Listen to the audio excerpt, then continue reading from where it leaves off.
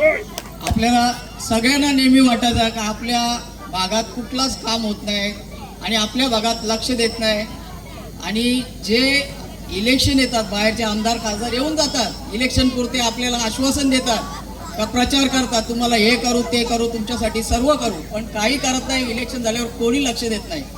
पण एक माझी मैत्री दोस्ती आमच्या राजकारणात आम्ही दोघे वेगळे पक्षात आहे, पण त्यांनी कधी मला असं सांगितलं नाही की तू तुझ्या पक्षाचा सोडून माझ्या पक्षाचा काम कर. आजपर्यंत कधी आयुष्यात बोलला नाही मला. मी माझ्या पक्षाचं काम करत राहिलो, पण जे मला काम लागलं ते मी हक्काने त्याला सांगतो, आणि ते आहेत संदीप गोपीनाथ माळी.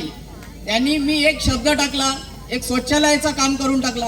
दुसरा, माझ्या घरापर्यंत रस्ता झालेला होता, मला काही आवश्यकता नव्हती का बाकीच्या लोकांचा विचार कर, पण मी तसं न करता मी एक माझं कर्तव्य केलं. मी कोणते उपकार केले नाही माझ्या आलीवर, मी फक्त एक कर्तव्य केलं की जो गावातला सुशोभीकरण रस्ता व्हायचा आहे तो झाला पाहिजे. आतापर्यंतचे आमदार खासदार मंत्री शब्द देतात, उद्घाटन करतात, पण तो उद्घाटन करून 2-2 वर्षे तो काम रखडतो.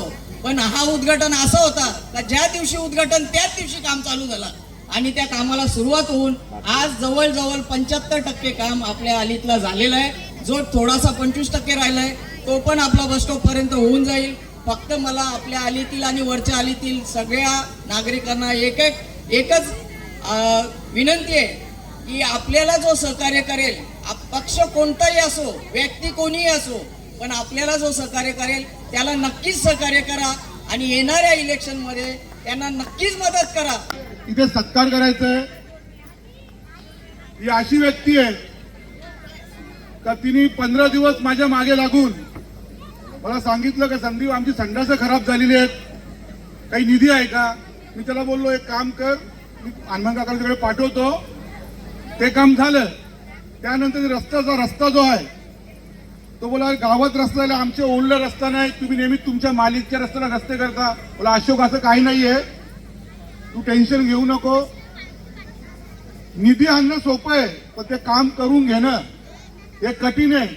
माणसं बोलताना बोलतात अरे रस्ता करायचा हे करायचंय, पण दिवस रात्र ज्या माणसाने आमच्या मागे लागून जी खूप मेहनत घेतली, असं आपला अशोक माली, याचा सत्कार त्यांच्या जालीतले माझे सरपंच गुरुनाथ पाटील, सुभाष पाटील आणि शिवाजी पाटील यांच्या हस्ते आम्ही करत आहोत.